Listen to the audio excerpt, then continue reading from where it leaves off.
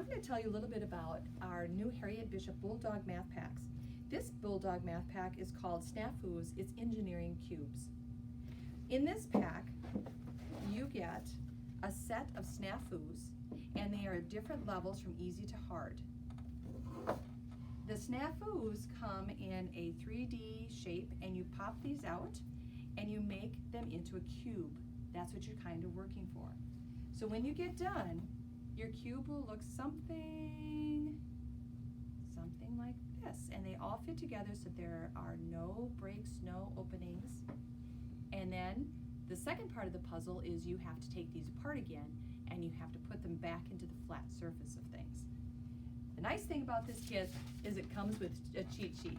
So if you have students that get frustrated and can't get things put back together, you can show them how to do that. If you have someone who is advanced, on the back side you can also combine different colors and make rectangular cubes or different shapes of objects. So this is Snafus. It is great to have as a maker station. You just check it out, you put it out, let the kids play with it. It's a great project to kind of have in the back of your room for kids who get done early with materials.